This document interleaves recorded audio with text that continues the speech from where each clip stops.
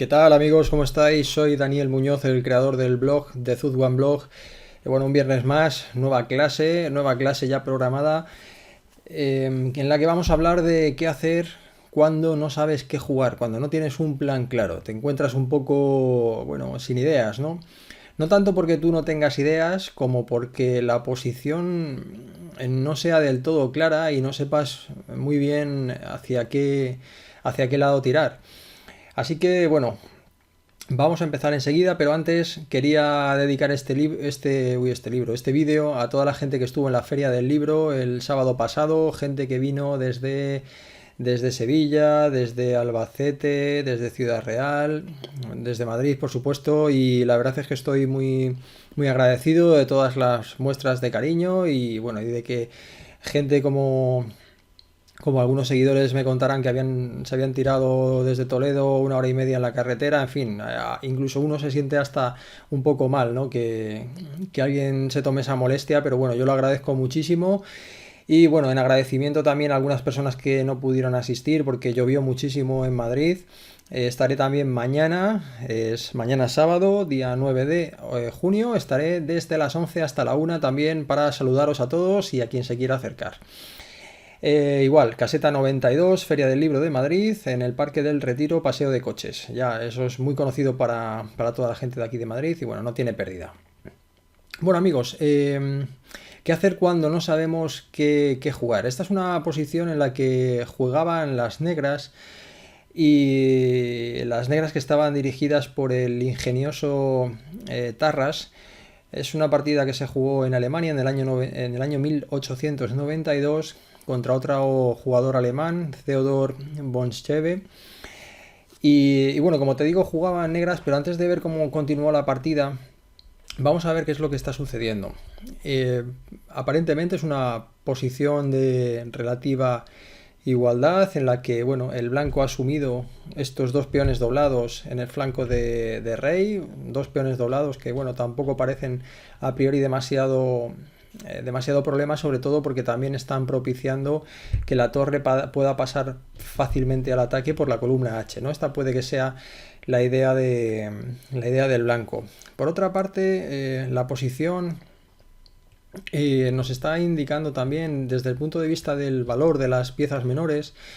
Si os fijáis, el blanco tiene dos caballos, un alfil, el negro tiene dos alfiles y un caballo. Sin embargo, este tipo de estructura, en la que de los 7 peones 6 están en casillas blancas, es una posición que claramente perjudica al poseedor del alfil de casillas blancas que choca con esta estructura, es decir, al negro, ¿no?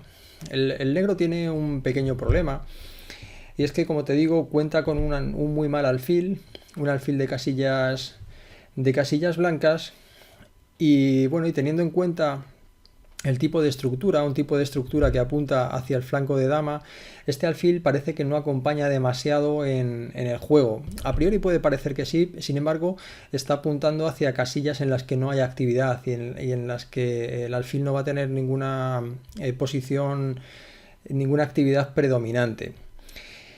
Eh, por otro lado, vamos a analizar también el juego de los caballos, porque esto también es importante, sobre todo en posiciones de este tipo o posiciones que a veces se dan de centro fijo. Centro fijo, imagínate que sería esta posición, pero sin el peón de E3 y sin el peón de E6.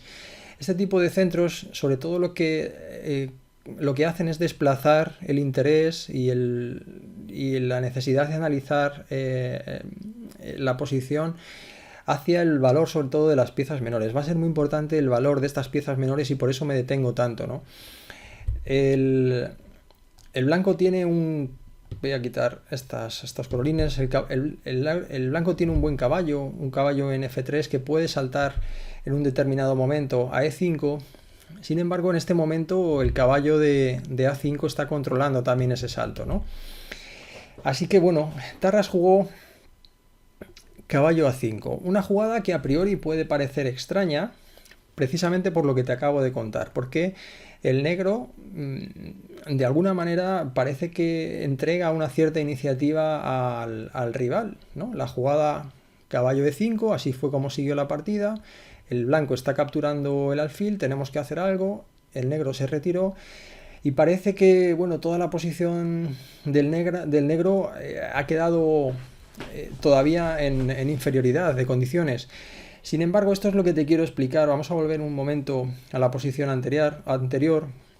Lo que te quiero explicar es que cuando tú no tengas un plan claro, no sepas qué jugar, aunque ahora veremos que Tarras en esta posición sí que tenía un plan claro, y vamos a verlo enseguida, pero cuando tú no tengas un plan claro, lo que yo te recomiendo es que trates de mejorar aquellas piezas que no estén teniendo ningún tipo de influencia a tu favor en el juego o aquellas que se encuentren en una posición inferior, ¿no?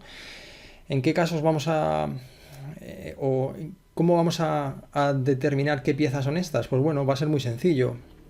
Sabemos que los alfiles y las torres son piezas de largo alcance que van a necesitar siempre columnas y diagonales libres. En este caso, nuestro alfil, desde el punto de vista del negro, de 7, tiene muy buenas diagonales, con lo cual no es una pieza que nosotros necesitemos mejorar.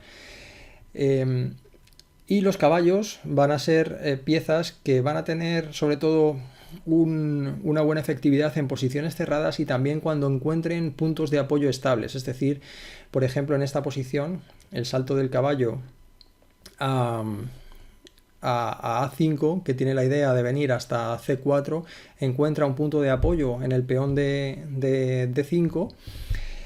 Y si alguien dice, bueno, pero si saltas a C4 con el caballo te pueden comer el alfil.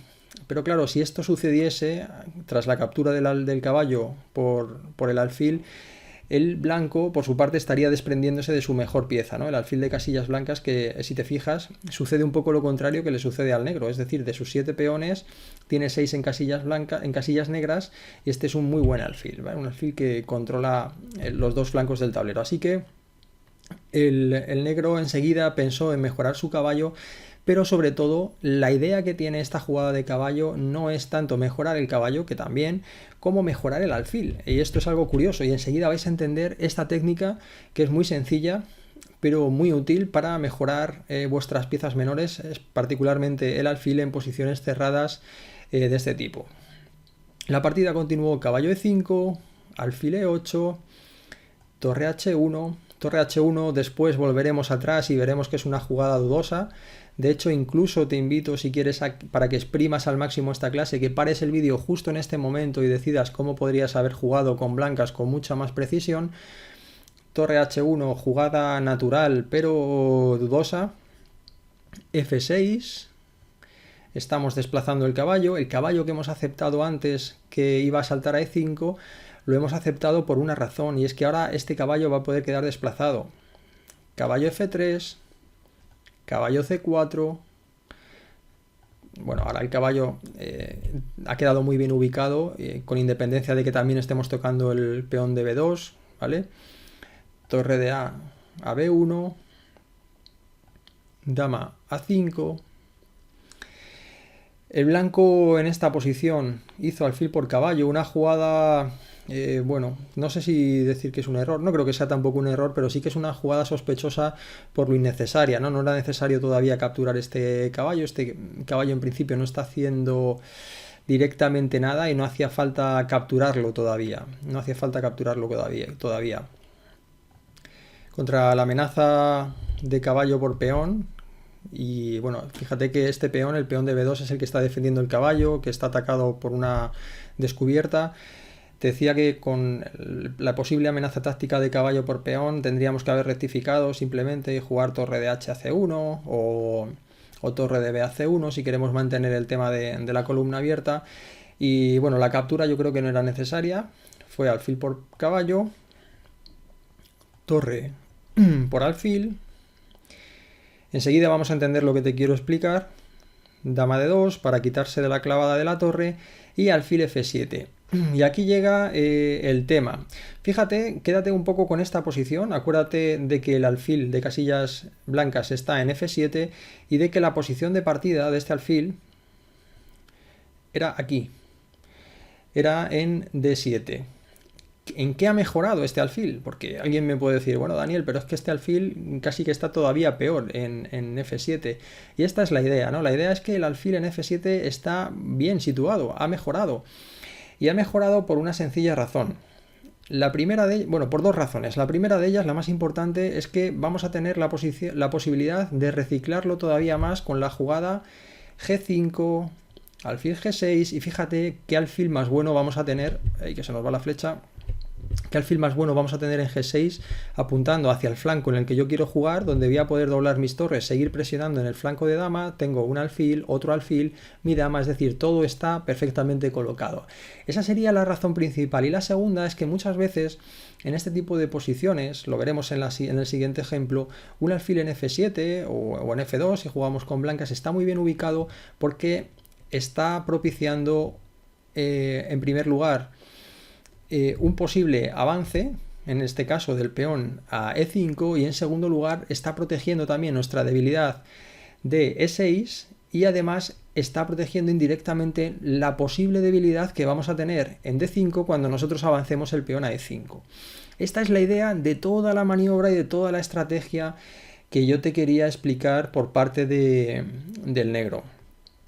La partida continuó torre de A a E1, torre de F a C8, G4, B6, G3, con idea, imagino, de venirse al rey a G2, G5 y caballo G1, B5, caballo G2, dama B6, y ya el negro inició todo su ataque colocando todas las piezas en las casillas idóneas. Vamos a ver cómo siguió la partida. Fue rey G2, A5, torre A2, dama C6, una pieza más que viene a la columna, dama D1, alfil G6, y ahora que todas las piezas están en posiciones idílicas, podemos decir que la estrategia del negro ha cumplido con su objetivo.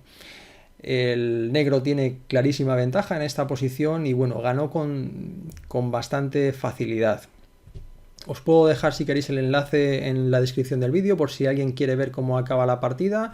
Para no hacer demasiado larga la clase, lo voy a dejar aquí, ¿vale? Así que ya habéis visto, ¿no? Es una posición en la que el negro quizás hubiera podido tener algunas dudas de cómo jugar, algunos miedos también inconscientes de, bueno, y si yo muevo mi caballo, intento mejorar el alfil, voy a tener que asumir un caballo de mi rival en E5, pero bueno, hay que ver si realmente eso es una amenaza o no lo es. Vamos a ver un nuevo ejemplo sobre este mismo tema que me interesa mucho que lo aprendáis bien, amigos. Es esta posición. Es una partida que he encontrado, que se jugó en la Bundesliga, es una partida lógicamente mucho más reciente, del año 2004, en la cual jugaba con blancas el gran maestro Alexander Beliavsky, un grandísimo jugador, y por otra parte Michal Krasenkov, un jugador, bueno, es un gran teórico, un jugador también gran maestro, muy fuerte y bueno, es un buen analista, es un jugador que a mí me gusta mucho, no es de la pura élite, pero que tiene análisis muy interesantes y es un jugador que sabe muchísimo de ajedrez. De nuevo vamos a ver qué está pasando. En esta posición jugaba el negro. Y bueno, vemos que el negro tiene algunos problemas, sobre todo el mayor de sus problemas es la pasividad de sus piezas. Y esta pasividad de sus piezas no ha caído del cielo, no es un meteorito que aparece de la nada. Esta pasividad es una consecuencia de la falta de espacio. Observa que el blanco ha conseguido llevar un peón hasta D4. Este peón está ejerciendo una cierta influencia en el centro, está impidiendo que las piezas del negro jueguen con facilidad, y además ha llevado ya una pieza, en este caso un caballo hasta E4, desde donde también está muy bien situado, ¿no? Está apuntando a una casilla fuerte, la casilla C5, también puede venir hacia el enroque en el caso de que fuera necesario. Aunque bueno, parece que es una posición en la que el blanco, sobre todo por este alfil de G2, está pensando más en jugar por el flanco de dama que en el flanco de rey. Entonces, bueno, el negro, de nuevo, quizás no sea una posición tan clara como la anterior, por eso siempre me gusta ir de lo más sencillo, si es que era sencilla la posición de Tarras, a lo más complejo. El negro te decía que tiene un pequeño problema, y es buscar un plan, decidir qué jugar porque le toca jugar. Y vamos a ver cómo de nuevo Krasenkov encontró la forma de jugar siguiendo simplemente ese principio que yo te decía, es el de la mejora de las piezas que tienen mayor dificultad a la hora de moverse. Y de nuevo hizo la jugada alfil E8, una jugada que puede llamar la atención, pero que vamos a entender enseguida.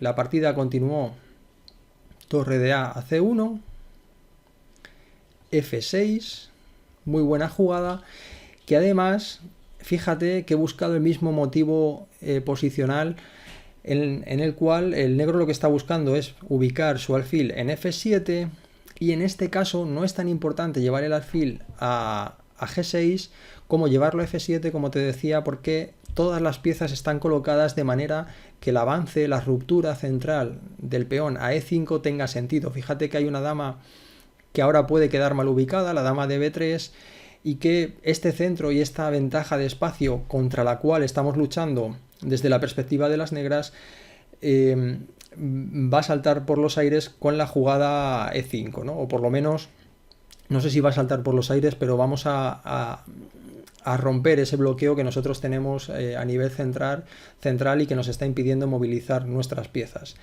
La partida continuó caballo C5, caballo C5, aparentemente sacrifica un peón, y ahora vamos a ver que bueno, es un sacrificio temporal. La idea lógicamente es estar ya pinchando en E5. La partida continuó alfil por caballo, peón por alfil. Acuérdate, en un futuro, en unas cuantas jugadas vas a entender muy bien qué importancia tiene este cambio de alfil por caballo. Simplemente con que te quedes con que el blanco ha obtenido la pareja de alfiles en esta posición me vale. La partida continuó torre por torre, torre por torre, dama por C5. Y bueno, es verdad que ahora el negro ha obtenido un peón, pero es una ventaja temporal, ¿no? El blanco jugó alfil H3, de nuevo pinchando en el peón de E6. Ahora, claro, la jugada dama por E6 hubiera sido posible, pero hubiera sido una jugada un poco dudosa. ¿Por qué razón? Porque tras alfil F7, dama G4, ahora mucho cuidado con comernos el peón de A2, porque si nos comemos el peón de A2 siempre hay que estar atentos a las respuestas de nuestro rival. Nos comen en F6 y vamos a tener problemas, así que tenemos que anticiparnos a esa amenaza, por ejemplo con la jugada H5. Y ahora ¿qué sucedería, ¿no? Que el negro, hubiera adquirido una cierta iniciativa que no tenía antes, así que el blanco, con buen criterio, en lugar de capturar el peón, decide seguir presionando y amagando con la captura del peón, esperando a encontrar el momento idóneo para capturarlo. Hizo alfil H3, buena jugada. Y ahora es necesario proteger este punto débil, es necesario defender este punto débil, y tenemos varias formas de hacerlo. Una de las formas es hacerlo con alfil F7, que parece que sería la jugada natural después de que hemos visto todo el cambio de estructura por parte del negro, o caballo D8. De hecho, incluso puedes parar el vídeo y pensar cómo podrías jugar y cuál sería la jugada idónea. Vamos a analizar primero qué sucedería si yo juego alfil F7, que va a ser la jugada natural. Es un ejercicio de cálculo muy sencillo, de hecho incluso lo podemos intentar hacer a la ciega. ¿Cómo podría continuar la partida? Alfil por peón, alfil por alfil, ¿vale? Bueno, vamos a moverlo. Alfil por peón. Sí, alfil por alfil, dama por peón, rey F8, caballo D4, y esto parece que da cierta iniciativa a las blancas. Por lo tanto, tras alfil por peón, parece más correcto hacer dama E7, si alfil por F7, dama por F7, dama por F7, rey por F7 y simplemente B3. Y fíjate que hemos llegado a un final en el cual, bueno, hay mucho que decir todavía, es un final igualado, pero que quizás sea un poco más fácil de jugar por parte del blanco. ¿Por qué digo que puede ser un poco más fácil? Pues bueno, porque tenemos peones en ambos flancos, tenemos un alfil contra un caballo. Estamos controlando la columna, aunque enseguida imagino que el negro jugará torre de 8 para oponerse a este control.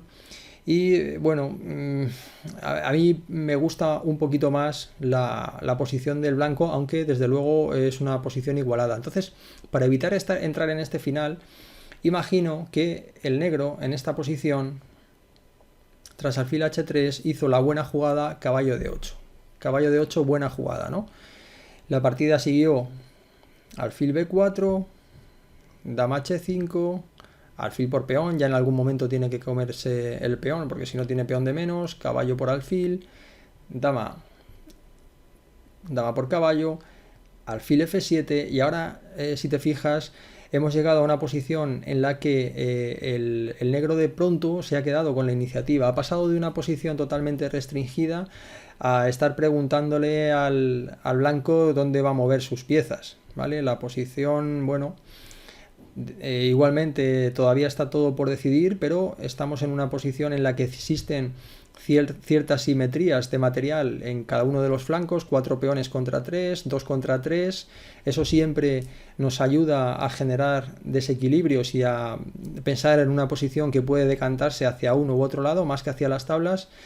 Y en cuanto a las piezas menores, no se ha producido el final que veíamos antes de alfil y caballo contra 2 caballos, con lo cual esta posición seguramente sea un poquito ventajosa para el negro.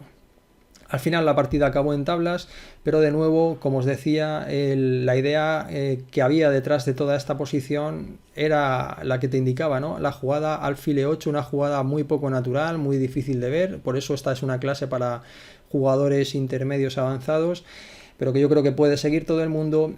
Y bueno, todas las ideas que hay detrás de este reciclaje de piezas, muy típico, por ejemplo, en determinadas aperturas, como por ejemplo la defensa francesa.